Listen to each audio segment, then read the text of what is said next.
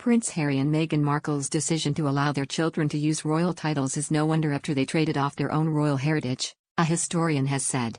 It was revealed today that the couple has begun to use the titles Prince and Princess for their children Archie and Lilibet. Harry and Meghan's youngsters became a prince and princess when King Charles acceded to the throne, but have remained a plain master and miss on the Buckingham Palace website for the past 6 months.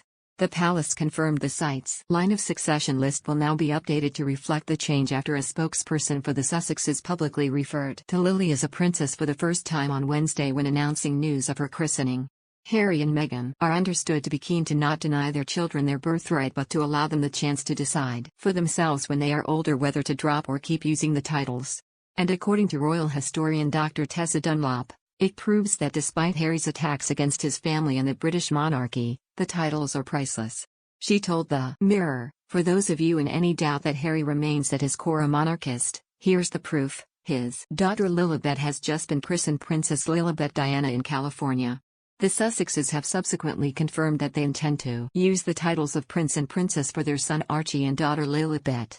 A long way from home, the couple's self-imposed exile has apparently served to remind them of the value of Britain's monarchy, especially in the USA. Harry and Meghan have justified their decision on the basis that they're keen not to deny their children their birthright. In many ways the move is predictable.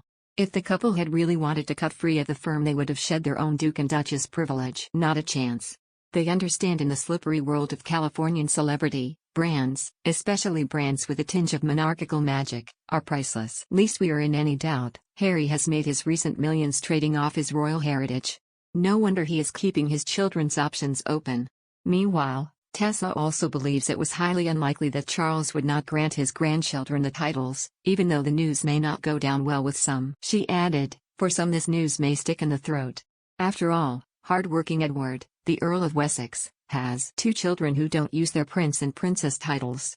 But crucially the Wessexes are operating within the fold. They have no need to hawk after a princely tag for their offspring." In contrast, for newcomer Meghan, rank always mattered. Lacking a labyrinthine knowledge of royal titles and prerogatives, she suggested in her Oprah interview that son Archie was denied the title prince because he was mixed race, inferring the then decision went against protocol. She was wrong. Archie and Lilibet were automatically prince and princess only when their grandfather Charles became king under a rule established by George V in 1917. Rumors suggested that Charles might have withdrawn this right from his grandchildren with a letters patent. That was always very unlikely. Such an act would be highly provocative, and at the moment the mood music in the palace is one of conciliation. The king has just invited the Sussexes to the coronation. History also plays its part.